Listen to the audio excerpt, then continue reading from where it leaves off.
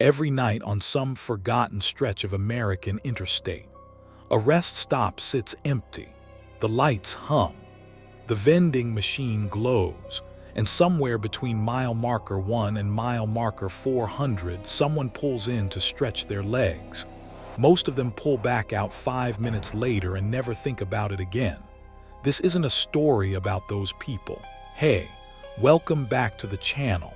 I'm the Dusk Watcher, and if you're new here, you should know how this works. I don't write these, I collect them.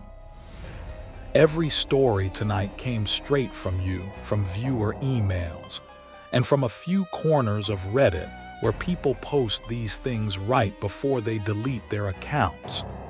These 3 happened at highway rest stops off real interstates in the last few years. The names are changed. Nothing else is.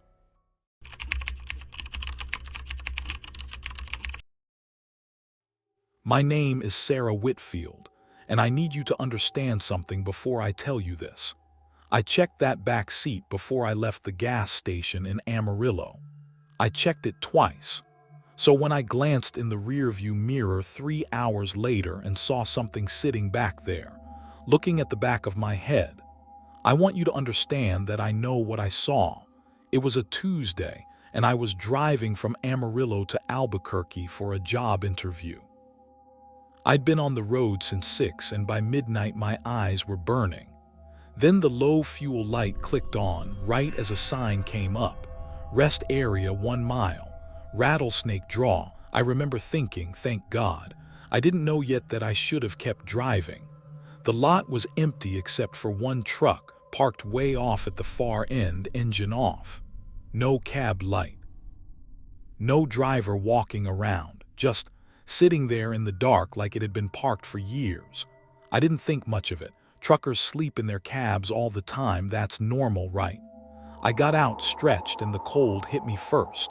It was colder than it should have been for October in New Mexico. The vending machine buzzed like it was struggling to stay on. Everything else was silent, dead silent, the kind of quiet that presses on your ears. I told myself it was just late. Just a normal empty rest stop.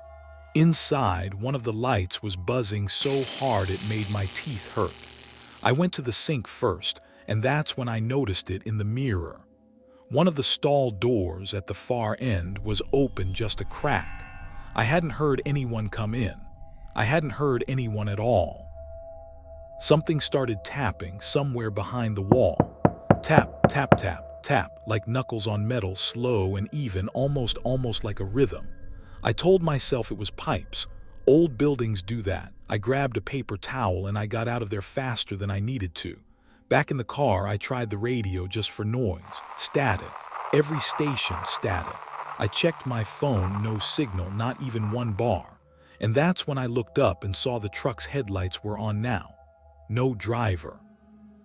No movement, just on. I did the math, and the math wasn't good. I had maybe 5 miles left in the tank, and the next gas station was 30 out. So I made the call every tired person makes at 1 a.m. I'll just wait here, just until it's light out. I locked the doors and I closed my eyes. I don't know how long I slept, but a sound woke me up. A soft, deliberate knock right on my window. I froze. I didn't open my eyes right away. When I finally looked, there was nothing there. But when I checked my side mirror, the truck was gone, just gone. No tracks in the dust, nowhere. I got out. I shouldn't have, I know that now, but I did. And around my car in the dust, footprints, bare feet, circling my car over and over, a perfect ring. No footprints leading up to it. No footprints leading away. Like whoever made them had just started walking right there in a circle. I looked toward the vending machine and someone was standing there, tall, facing away from me, completely still. I hadn't heard footsteps. I hadn't heard a car door. For a second I almost called out, almost asked if they were okay. Then the restroom light behind him flicked on, all on its own, and I stopped. He started walking toward my car. Not fast, slow, even like he had all the time in the world. I fumbled for my keys, my hands shaking so bad I dropped them once. "Hey," I said before I could stop myself. "Hey, I don't want any trouble." He didn't answer. He didn't even slow down. I slammed the lock down and grabbed my keys off the floor.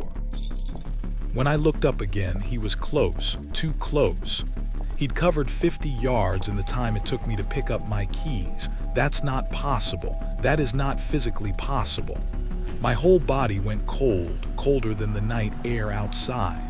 And then he was gone. Not walked away, gone. Gone like he'd never been standing there at all. The restroom door was wide open now, light spilling out across the pavement. I sat there, engine dead, tank empty, staring at that open door. Every part of me said drive. There was nowhere to drive to. I don't fully know why I got out of the car. Maybe I thought people, real people, meant safety. The restroom door was still open, light on, and it looked almost normal. I stepped inside, calling out, "Hello, is someone there?" My voice came out smaller than I meant it to. I ducked into the nearest stall and locked it because some animal part of my brain said hide. For a second, nothing. Then I heard it. Footsteps, slow, deliberate, coming down the row. Stall by stall, a hand testing each door. Rattle, rattle, rattle, getting closer, closer. Until they stopped right outside mine. The door handle didn't turn, it just pressed. Slow, steady pressure, like something leaning its full weight against it. I stood there with my hand over my own mouth, not breathing. Seconds stretched out into something that felt like hours.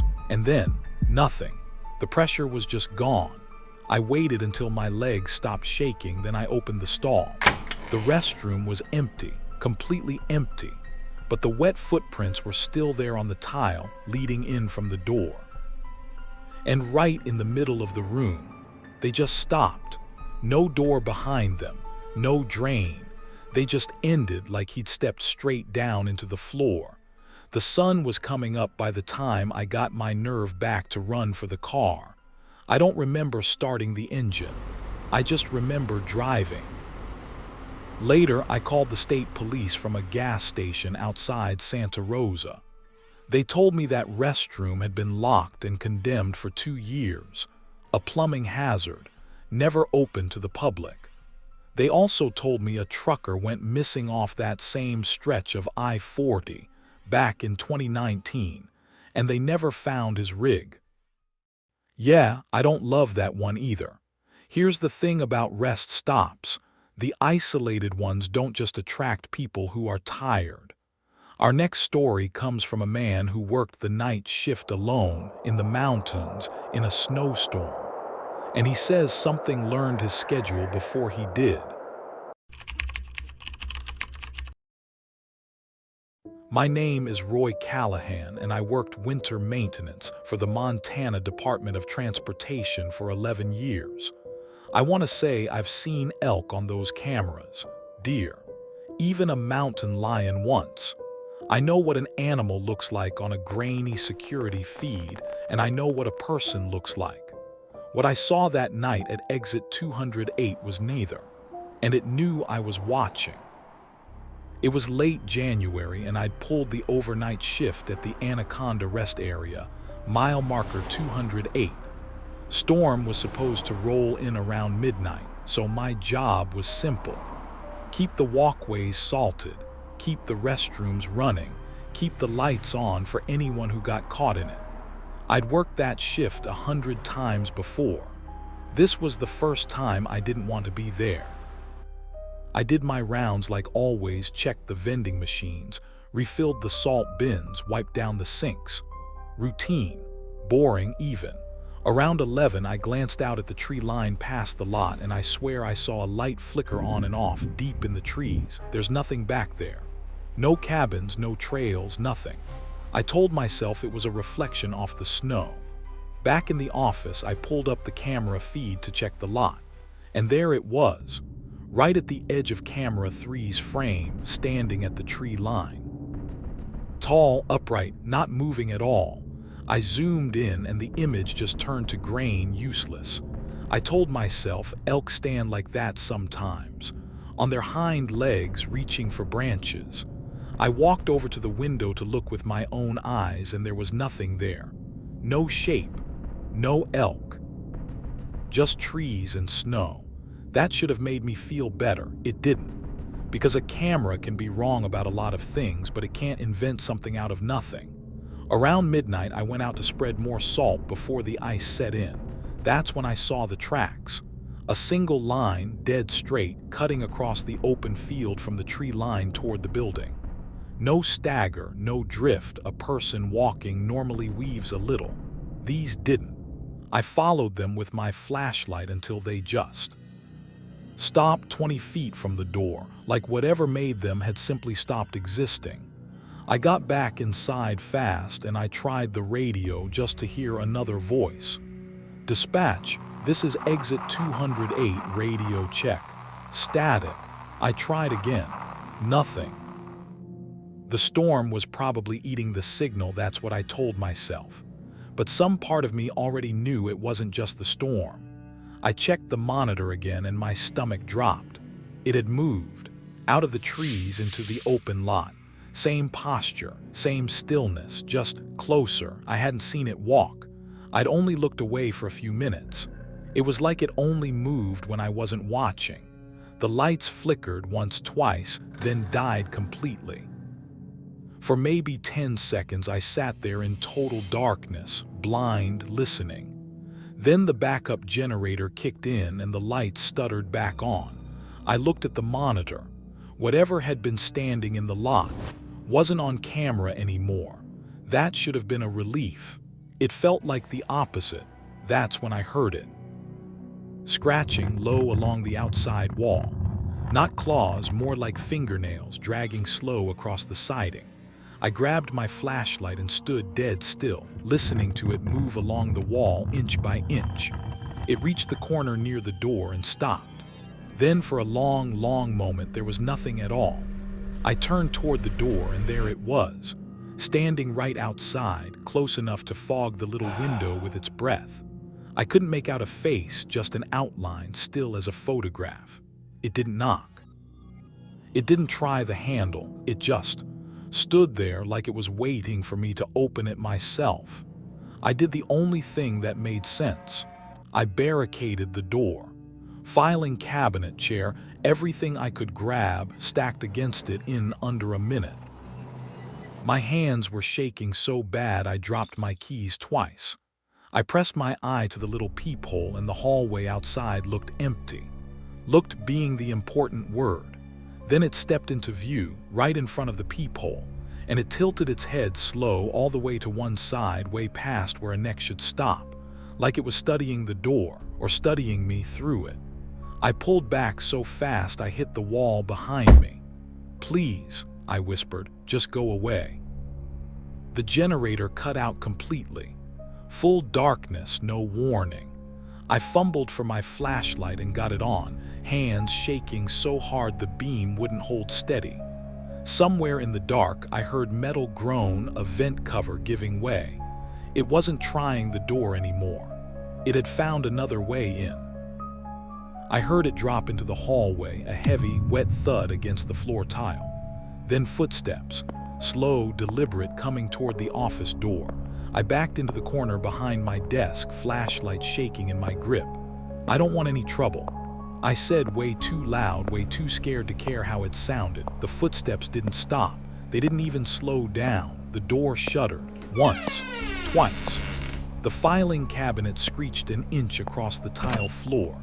I didn't wait to see a third time. I grabbed my keys off the desk and bolted for the side exit.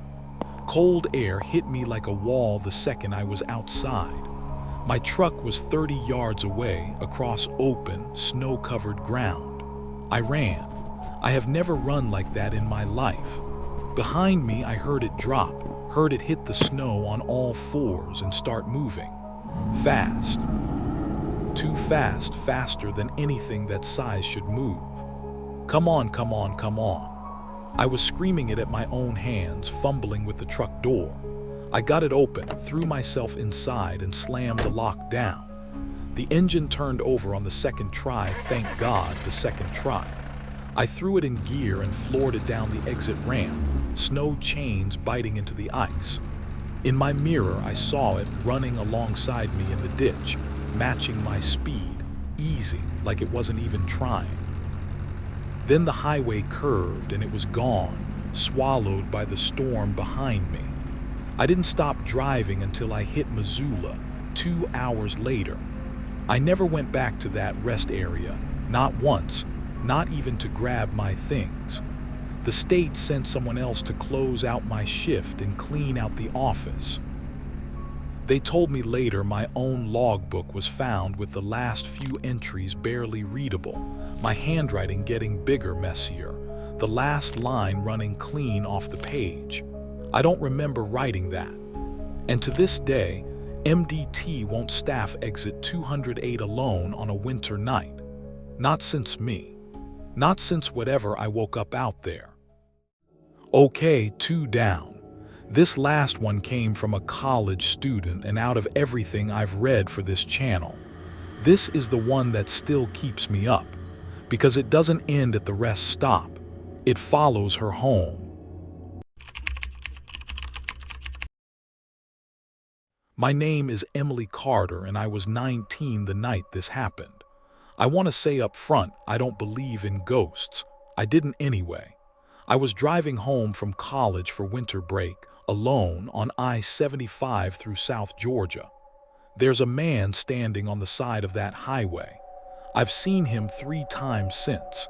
He's never in the same place twice, and he's never aged a single day. It was the Friday before winter break, and I was driving from Atlanta down to my parents' place near the Florida line. 6 hours, most of it alone, most of it after dark. Around 11:30, I hit that stretch of I-75 south of Tifton, flat, empty, just pine trees for miles. I was exhausted, so when I saw the sign for the Cook County rest area, I took it. Just coffee, I thought. 10 minutes, tops. The rest area was almost empty, just my car and one man sitting alone on a bench, way off near the tree line. He wasn't doing anything. Just sitting there facing away from me, hands on his knees. I didn't think much of it. People stopped to rest, same as me. I got my coffee from the vending machine and headed back toward my car. The whole walk back, I felt like he was watching me. I never turned around to check. I got in, started the engine, and glanced in my mirror out of habit. The bench was empty. Not he's walking away, empty. Empty like he'd never been sitting there at all. I hadn't heard him get up. I hadn't heard footsteps, a car door, anything. I told myself I probably just hadn't noticed him leave, and I pulled back out onto the highway. Maybe 10 minutes down the road, I saw someone walking on the shoulder up ahead. Way out here, no houses, no gas station for miles, nothing. As I got closer, I recognized the jacket. Same one the man from the bench was wearing. That didn't make sense. I'd only been driving for 10 minutes. There was no way he could have gotten this far on foot. I slowed down without meaning to, just staring as I passed him. He didn't turn his head. He didn't react to my headlights at all. Just kept walking, steady, even, staring straight ahead down the dark road. I told myself, okay, he probably needs a jump or ran out of gas, none of my business. I sped back up and didn't look in my mirror. I couldn't make myself look. A few miles later, my headlights caught something standing in the middle of the road. Him, same jacket, same posture, but standing dead center in my lane this time, facing me. "What are you doing?" I said out loud, my foot already jumping to the brake. I swerved around him at the last second, my heart slamming against my ribs. In my mirror, he was already gone. No headlights behind me. No one there at all. My hands wouldn't stop shaking, so I grabbed my phone to call my mom. No service. Not one bar anywhere on the screen. I was in that dead zone everyone talks about, the one that runs deep through the pine flats down there. "Okay," I said to myself, out loud, just to hear a voice. "Okay, just get to the next exit." I decided to turn around and go back to the rest area instead. At least there'd been lights there. When I got back to the rest area, something was wrong with it. Half the lights were out now. The vending machine was dark, and there was a chain hanging across the entrance like it had been closed for the night, except it hadn't been 20 minutes ago. I parked just outside the chain, engine running, doors locked. I told myself I'd just wait there until another car passed. Any car, anyone. Sitting there waiting, I noticed something small. My scarf on the passenger seat, the pattern looked wrong somehow, inside out, though I hadn't touched it since Atlanta. I remember thinking that was a strange thing to focus on, with everything else going on. Looking back now, I think some part of me already knew something was off about that whole night. Something about the way things were just slightly, quietly wrong. A knock came at my window and I nearly screamed. He was standing right there, right against the glass. "Hey," he said, voice muffled through the window, almost friendly, almost normal. "You heading north? I could use a ride." I'm not going that way," I said, my voice cracking on every word. He just stood there, still smiling at me through the glass, not moving, not blinking. I threw the car in reverse and floored it, tires spinning before they caught. I didn't look back until I was already back on the highway, doing 80 in a 55 zone. In my mirror, he was just standing there in the rest area lot, small and still, watching me go. Oh my God, okay," I kept saying it over and over like it would help. It didn't help. 10 minutes later, my car started losing power. The engine sputtered, the dashboard lights flickered, and I coasted to a stop right on the shoulder, in the middle of nowhere, in the dark. With a dead phone signal and no idea what I'd just seen, I turned the key again. Nothing, again. Nothing. "Please, please, please start." I begged the car like it could hear me. I sat there, gripping the wheel, listening to my own heartbeat in my ears. The grass outside both windows was moving, slow and steady, like something was pushing through it. Not wind. There was no wind that night. I remember that clearly. I locked eyes on my rearview mirror and didn't move, didn't breathe, just waited. Whatever was out there in the reeds, it was circling, slow, patient. Then the radio clicked on all by itself, even with the engine dead. Static, low and crackling, and underneath it something that might have been a voice. Slow, garbled, repeating the same 2 or 3 syllables over and over just under the noise. I couldn't make out the words. I didn't want to. I reached over and yanked the wire loose with my bare hands, and it finally went silent. I tried the key one more time, my hand shaking so bad I almost dropped it. The engine coughed again, and caught. I have never been so relieved to hear anything in my entire life. I threw it into drive without even checking my mirrors, and I floored it down that dark road. Behind me in the reeds, everything had gone completely, unnaturally still. I checked my mirror once, just once, and he was there, standing dead center in my lane, already shrinking into the distance behind me too fast, way too fast for anything I'd left behind by driving. Like the road itself had reached out and yanked him backward. Go, go, go, Gio. I screamed at my own car, foot flat against the floor. I didn't slow down again until I saw gas station lights up ahead. I pulled into the first gas station I found and ran inside, probably looking half out of my mind. The older man behind the counter took one look at me and asked what happened. I told him. All of it. The bench, the road, the rest area, the radio. He went quiet, and then he went pale, and then he said something I still think about. "Yeah," he said, "the truckers call him the walking man.